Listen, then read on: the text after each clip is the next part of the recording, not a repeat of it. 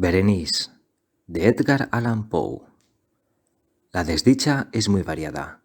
La desgracia cunde multiforme en la tierra. Desplegada por el ancho horizonte, como el arco iris, sus colores son tan variados como los de este, a la vez tan distintos y tan íntimamente unidos. Desplegada por el ancho horizonte como el arco iris, como es que de la belleza ha derivado un tipo de fealdad, de la alianza y la paz un símil del dolor. Igual que en la ética el mal es consecuencia del bien, en realidad de la alegría nace la tristeza. O la memoria de la dicha pasada es la angustia de hoy, o las agonías que son se originan en los éxtasis que pudieron haber sido. Mi nombre de pila es Egeus, no diré mi apellido. Sin embargo, no hay en este país torres más venerables que las de mi sombría y lúgubre mansión. Nuestro linaje ha sido llamado raza de visionarios, y en muchos sorprendentes detalles, en el carácter de la mansión familiar, en los frescos del salón principal, en los tapices de las alcobas, en los relieves de algunos pilares de la sala de armas, pero sobre todo en la galería de cuadros antiguos, en el estilo de la biblioteca y, por último, en la naturaleza muy peculiar de los libros, hay elementos suficientes para justificar esta creencia. Los recuerdos de mis primeros años se relacionan con esta mansión y con sus libros, de los que ya no volveré a hablar. Allí murió mi madre, allí nací yo, pero es inútil decir que no había vivido antes, que el alma no conoce una existencia previa. ¿Lo negáis? No discutiremos este punto. Yo estoy convencido, pero no intento convencer. Sin embargo, hay un recuerdo de formas etéreas, de ojos espirituales y expresivos, de sonidos musicales y tristes, un recuerdo que no puedo marginar. Una memoria como una sombra, vaga, variable, indefinida, vacilante, y como una sombra también por la imposibilidad de librarme de ella mientras brille la luz de mi razón. En esa mansión nací yo, al despertar de repente de la larga noche de lo que parecía, sin serlo, la no existencia, a regiones de hadas, a un palacio de imaginación, a los extraños dominios del pensamiento y de la erudición monásticos. No es extraño que mirase a mi alrededor con ojos asombrados y ardientes, que malgastara mi niñez entre libros y disipara mi juventud en ensueños.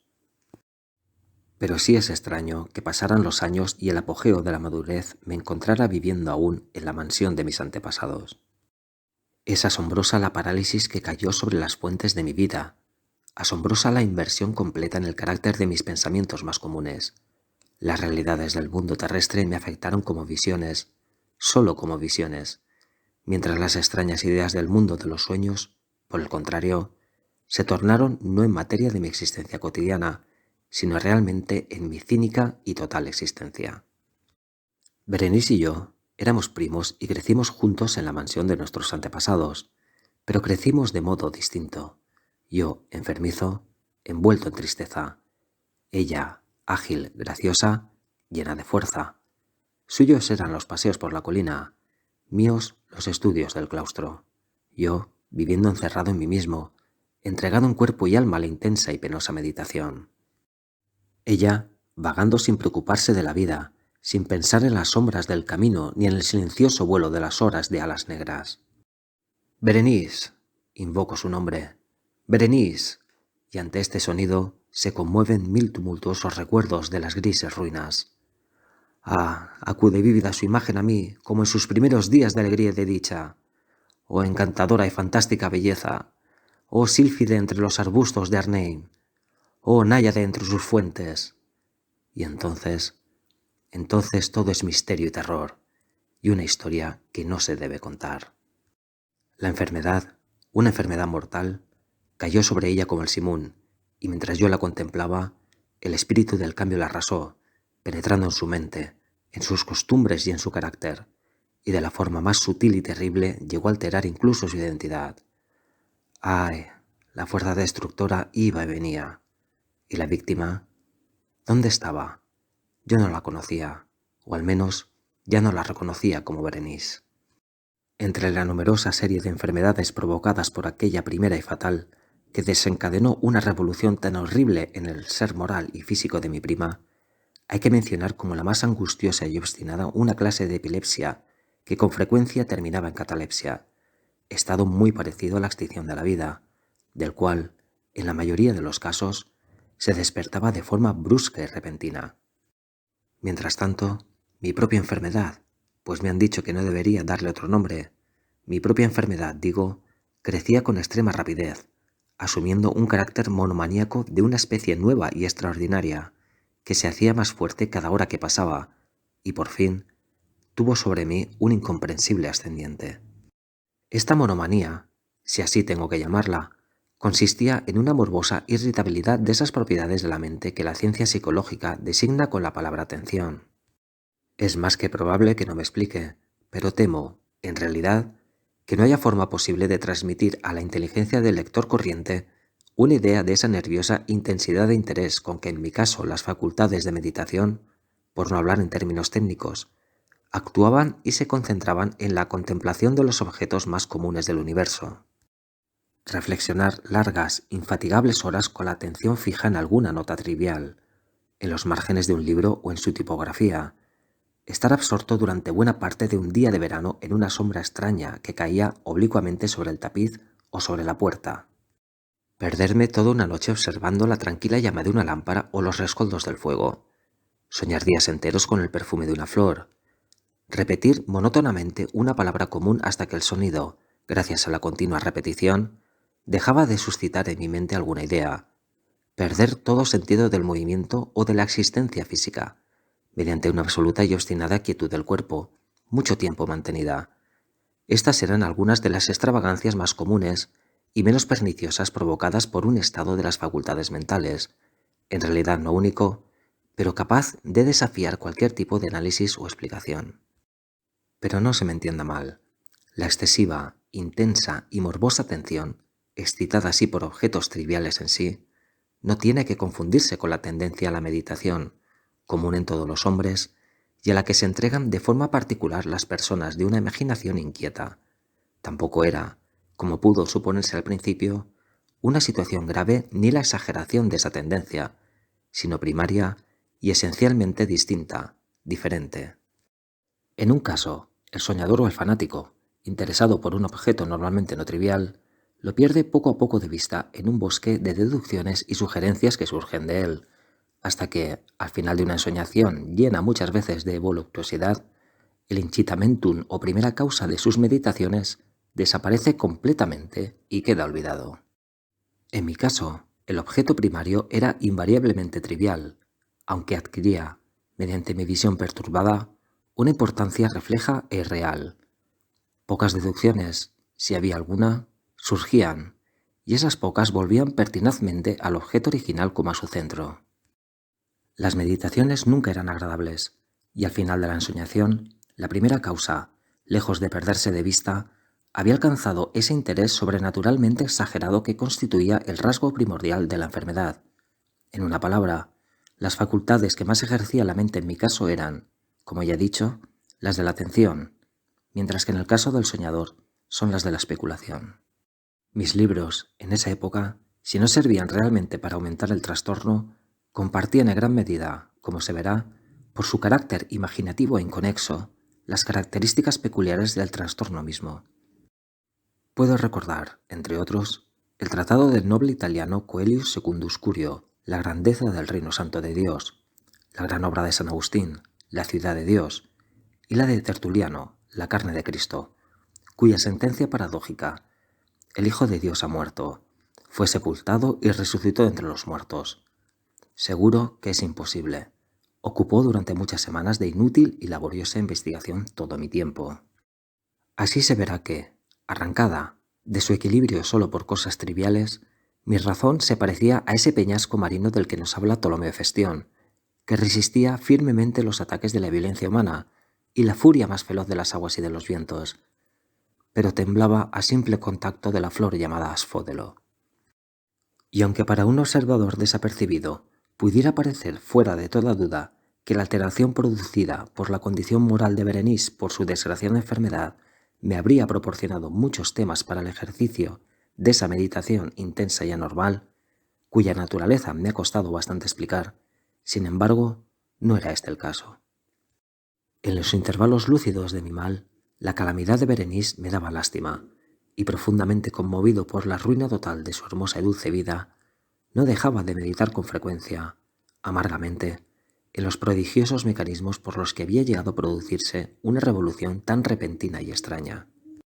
Pero estas reflexiones no compartían la idiosincrasia de mi enfermedad, y eran como las que se hubieran presentado, en circunstancias semejantes, al común de los mortales.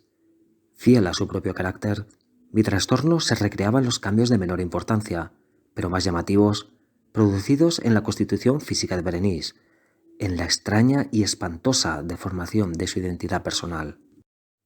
En los días más brillantes de su belleza incomparable no la amé. En la extraña anomalía de mi existencia, mis sentimientos nunca venían del corazón y mis pasiones siempre venían de la mente. En los brumosos amaneceres, en las sombras entrelazadas del bosque al mediodía y en el silencio de mi biblioteca por la noche, ella había flotado ante mis ojos y yo la había visto. No como la Berenice viva y palpitante, sino como la Berenice de un sueño. No como una moradora de la tierra, sino como su abstracción. No como algo para admirar, sino para analizar. No como un objeto de amor, sino como tema de la más profunda, aunque inconexa especulación. Y ahora temblaba en su presencia y palidecía cuando se acercaba. Sin embargo, lamentando amargamente su decadencia y su ruina, recordé que me había amado mucho tiempo y que en un momento aciago le hablé de matrimonio. Y cuando por fin se acercaba la fecha de nuestro matrimonio, una tarde de invierno, en uno de esos días intempestivamente cálidos, tranquilos y brumosos, que constituyen la nodriza de la bella Alcíone, estaba yo sentado y creía encontrarme solo en el gabinete interior de la biblioteca, y al levantar los ojos vi a Berenice ante mí. Fue mi imaginación excitada, la influencia de la atmósfera brumosa, la incierta luz crepuscular del aposento, los vestidos grises que envolvían su figura, los que le dieron un contorno tan vacilante e indefinido. No sabría decirlo. Ella no dijo una palabra, y yo por nada del mundo hubiera podido pronunciar una sílaba. Un escalofrío helado cruzó mi cuerpo. Me oprimió una sensación de insufrible ansiedad, y una curiosidad devoradora invadió mi alma, y reclinándome en la silla, me quedé un rato sin aliento, inmóvil, con mis ojos clavados en su persona. Su delgadez era extrema, y ni la menor huella de su ser anterior se mostraba en una sola línea del contorno. Mi ardiente mirada cayó por fin sobre su rostro. La frente era alta, muy pálida, y extrañamente serena. Lo que en un tiempo fuera cabello negro azabache, caía parcialmente sobre la frente, y sombreaba las sienes hundidas con innumerables rizos de un color rubio reluciente, que contrastaban discordantes, por su matiz fantástico, con la melancolía de su rostro. Sus ojos no tenían brillo y parecían sin pupilas, y esquivé involuntariamente su mirada vidriosa para contemplar sus labios, finos y contraídos. Se entreabrieron, y en una sonrisa de expresión peculiar, los dientes de la desconocida Berenice se revelaron lentamente a mis ojos. Quiera Dios que nunca los hubiera visto, o que después de verlos hubiera muerto. El golpe de una puerta al cerrarse me distrajo, y al levantar la vista descubrí que mi prima había salido del aposento. Pero de los desordenados aposentos de mi cerebro no había salido, ni se podía apartar el blanco y horrible espectro de los dientes. Ni una mota en su superficie, ni una sombra en el esmalte, ni una mella en sus bordes habían los dientes de esa sonrisa fugaz que no se grabara en mi memoria. Ahora los veía con más claridad que un momento antes. Los dientes, estaban aquí, y allí, y en todas partes, visibles y palpables ante mí, largos, finos y excesivamente blancos, con los pálidos labios contrayéndose a su alrededor, como en el mismo instante en que habían empezado a crecer. Entonces llegó toda la furia de mi monomanía, y yo luché en vano contra su extraña e irresistible influencia. Entre los muchos objetos del mundo externo, solo pensaba los dientes. Los anhelaba con un deseo frenético. Todas las demás preocupaciones y los demás intereses quedaron supeditados a esa contemplación. Ellos eran los únicos que estaban presentes a mi mirada mental, y en su insustituible individualidad llegaron a ser la esencia de mi vida intelectual. Los examiné bajo todos los aspectos, los vi desde todas las perspectivas, analicé sus características, estudié sus peculiaridades, me fijé en su conformación, Pensé en los cambios de su naturaleza. Me estremecí al atribuirles en la imaginación un poder sensible y consciente, y aun sin la ayuda de los labios, una capacidad de expresión moral. De Mademoiselle Salier se ha dicho con razón que todos sus pasos eran sentimientos, y de Berenice yo creía seriamente que todos sus dientes eran ideas. ¡Eran ideas! ¡Ah! Este absurdo pensamiento me destruyó. ¡Eran ideas! Por eso los codiciaba tan desesperadamente. Sentí que solo su posesión me podría devolver la paz, devolviéndome la razón. Y la tarde cayó sobre mí, y vino la oscuridad. Duró y se fue, y amaneció el nuevo día, y las brumas de una segunda noche se acumularon alrededor, y yo seguía inmóvil, sentado, en aquella habitación solitaria, y seguí sumido en la meditación, y el fantasma de los dientes mantenía su terrible dominio, como si, con una claridad viva y horrible, flotara entre las cambiantes luces y sombras de la habitación. Al fin irrumpió en mis sueños un grito de horror y consternación, y después, tras una pausa, el ruido de voces preocupadas, mezcladas con apagados gemidos de dolor y de pena. Me levanté de mi asiento y, abriendo las puertas de la biblioteca, vi en la antesala a una criada, deshecha en lágrimas, quien me dijo que Berenice ya no existía. Había sufrido un ataque de epilepsia por la mañana temprano, y ahora, al caer la noche, ya estaba preparada la tumba para recibir a su ocupante, y terminados los preparativos del entierro. Me encontré sentado en la biblioteca y de nuevo solo. Parecía que había despertado de un sueño confuso y excitante. Sabía que era medianoche, y que desde la puesta del sol Berenice estaba enterrada, pero no tenía una idea exacta, o por lo menos definida, de ese melancólico período intermedio. Sin embargo, el recuerdo de ese intervalo estaba lleno de horror, horror más horrible por ser vago, terror más terrible por ser ambiguo. Era una página espantosa en la historia de mi existencia, escrita con recuerdos siniestros, horrorosos, ininteligibles. Luché por descifrarlos, pero fue en vano. Mientras tanto, como el espíritu de un sonido lejano, un agudo y penetrante grito de mujer parecía sonar en mis oídos. Yo había hecho algo, pero ¿qué era? Me hice la pregunta en voz alta, y los susurrantes ecos de la habitación me contestaron. ¿Qué era? En la mesa, a mi lado, brillaba una lámpara y cerca de ella había una pequeña caja. No tenía un aspecto llamativo, y yo la había visto antes, pues pertenecía al médico de la familia.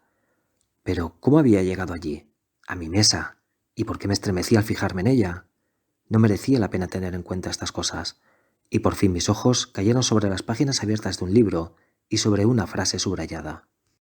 Eran las extrañas pero sencillas palabras del poeta Zayat. Mis compañeros me decían que si visitara la tumba de mi amigo, mis pensamientos se aliviarían un poco. ¿Por qué, al leerlas, se me pusieron los pelos de punta y se me heló la sangre en las venas? Sonó un suave golpe en la puerta de la biblioteca y, pálido como habitante de una tumba, un criado entró de puntillas. Había en sus ojos un espantoso terror y me habló con una voz quebrada, ronca y muy baja. ¿Qué dijo? Oí unas frases entrecortadas. Hablaba de un grito salvaje que había turbado el silencio de la noche y de la servidumbre reunida para averiguar de dónde procedía, y su voz recobró un tono espeluznante. Claro, cuando me habló susurrando, de una tumba profanada, de un cadáver envuelto en la mortaja y desfigurado, pero que aún respiraba, aún palpitaba, aún vivía. Señaló mis ropas. Estaban manchadas de barro y de sangre. No contesté nada. Me tomó suavemente la mano. Tenía huellas de uñas humanas. Dirigió mi atención a un objeto que había en la pared. Lo miré durante unos minutos. Era una pala. Con un grito, corrí hacia la mesa y agarré la caja, pero no pude abrirla, y por mi temblor se me escapó de las manos, y se cayó al suelo, y se rompió en pedazos, y entre estos, entrechocando, rodaron unos instrumentos de cirugía dental, mezclados con 32 diminutos objetos blancos, de marfil, que se desparramaron por el suelo.